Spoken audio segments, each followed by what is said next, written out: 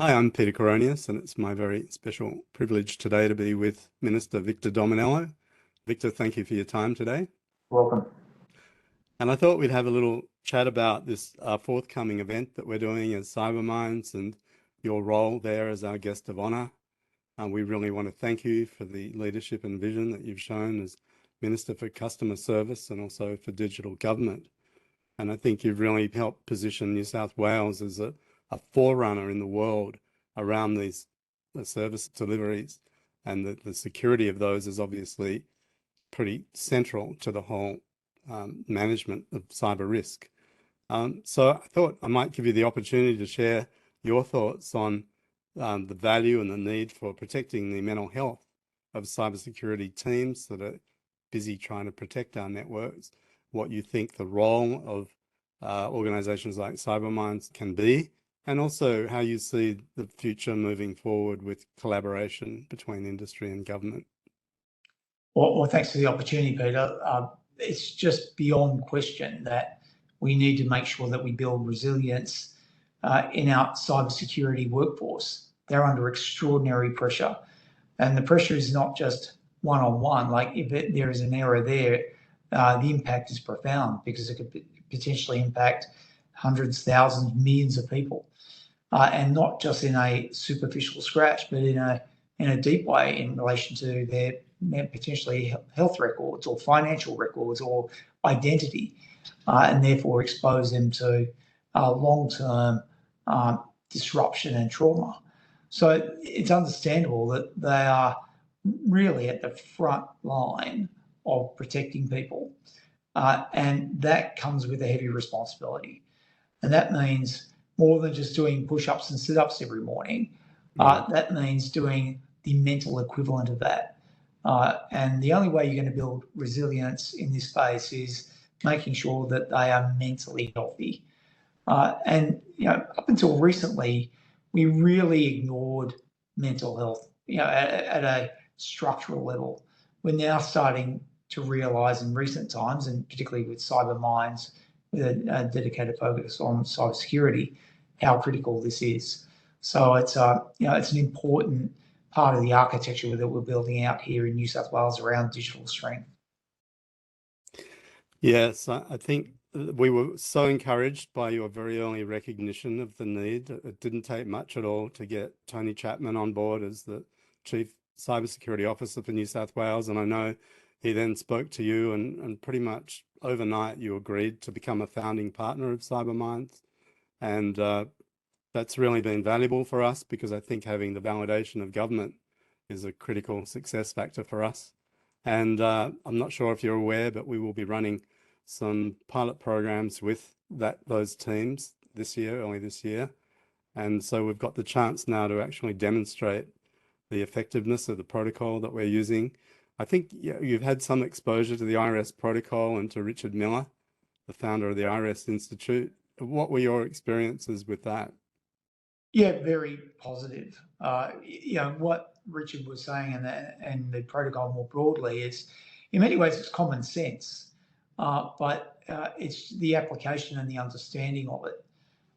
So that's the thing. When you read it and when you listen to the protocol, you think, yeah, that makes sense. But the challenge is not many people know about it. Not many people know that mental manual that is required to provide people with more resilience. And that's why this partnership and the collaboration between Cybersecurity New South Wales and more broadly the government and what you're doing is really important. And of course, the other aspect that we're looking at is building resilience into new entrance into cybersecurity. It's a very big part of our agenda now. I think that came up at the launch when you launched this last June in Sydney, that someone on the night had raised the question of, well, what about prevention? Is there a role for what you're doing before people get to burnout? And the answer is absolutely yes, it can be preventative as well. And so we've been thinking really hard about how we build it into the development of new cyber talent, so that as they're learning the technical skills, we're also giving them the mental resilience skills so that when they emerge as, newly minted cyber professionals, we know that they're not going to burn out in a short time, but they've got the capacity to withstand what we know are the pressures of cyber and to thrive, not just to survive, but to thrive in the profession. Yeah, absolutely. It reminds me of the days of past where society would throw fit young men into coal mines, work them really, really hard, knowing that they had a short lifespan, and then they were expendable. If we create a bad environment where people burn out, whether there is anxiety, depression, stress, whatever it is, it's the modern day equivalent of a coal mine. So we need to make sure that when we attract people into this absolutely critically important profession, that it's a safe harbour, that they know that there will be stress. Absolutely, it is a stressful job, but they have the tools to deal with that stress. And once you've got the tools to deal with the stress, then it's an extremely rewarding profession because at its core, it's about helping and protecting people. And going home tired after a solid day's work, knowing that you help protect people is a good journey to be on. Absolutely. But I guess also having the skill to be able to switch off Correct.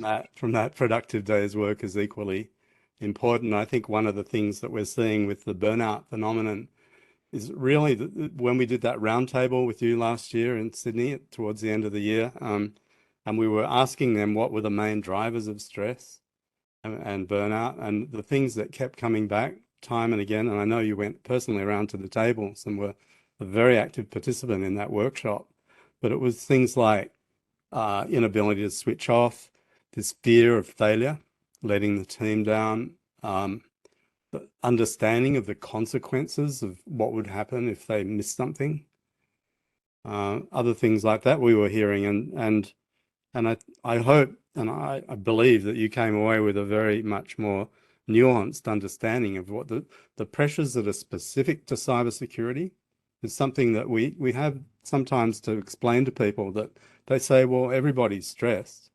Why are you guys so special? But we do really think there is a unique combination of factors that comes to bear on cyber professionals around the 24/7 attack cycle, the more regulation coming through now, and the consequences of failure, the invisibility of success. All of those things are, to me, seem to be a fairly unique combination. Well, there's an attack on an Australian organisation every 7 to 8 minutes, and that's not just 7 to 8 minutes, 9 to 5, that's 7 to 8 minutes, 24/7. And increasingly that spectre is more and more sophisticated. They're offshore criminal organisations and hostile state actors. So they have significant powers at their disposal to hack and crack the wall. So being on the front line, you're not dealing with small-time operators. You're dealing with serious players, and I can understand the stress. And as you said, that we need to make sure that the regulation on our end is up to scratch as well. So there's pressure on both ends. I see a bit of it as a minister when there's a cyber attack. I'm fronting the media. I then come back and I talk to cybersecurity experts, and I can see in their face that the depth and the breadth of burden of responsibility that they have, because they can see it, they know it. They know a lot more about the internet and the attack landscape than the average person on the street. And because they know it so well, they know how deep that responsibility is. So yeah, it really is important that we work together to build the resilience, to create a productive environment, an aspirational environment where people want to come into the profession and in a fulfilling way. And I really value the partnership. Well, thank you so much, Victor. And I was hoping that we would end on a happy note, because working in cyber as we do, we can get very subsumed in the diabolical nature of what we're facing at the moment as an industry, as a society, in fact. But I think to leave people with a message of hope that we now do have at our disposal solutions that will, as speaking from our organisation, absolutely committed to being impactful and really, as you say, making this a profession that is not only appreciated, but also one that, is sustainable for the individuals concerned. One of my favourite quotes, to paraphrase Martin Luther King, it's the moral arc of the universe bends towards justice. So I always believe that good will prevail because we have good people standing up, and the people on the front line in terms of the digital age are our cybersecurity experts, and they will make sure that arc bends towards justice, and we will prevail. So it is positive. That's the bottom line. But we need to make sure we create that environment for it to succeed. Let's create that universe together. Yeah, indeed. Thank you, Minister Dominello. You're a great supporter and a champion. And honestly, like many, we're going to be very sorry to see you leaving a political life in New South Wales, but we'll reconvene this discussion at the other end of that process and see what more good we can do together. Thanks, Peter. Much appreciated. Thank you. See you on the 28th of February at the gala event for cybermindz.org with our special guest of honour, Minister Dominello, and a host of industry who's who. Thanks for watching, and we'll be talking to you soon.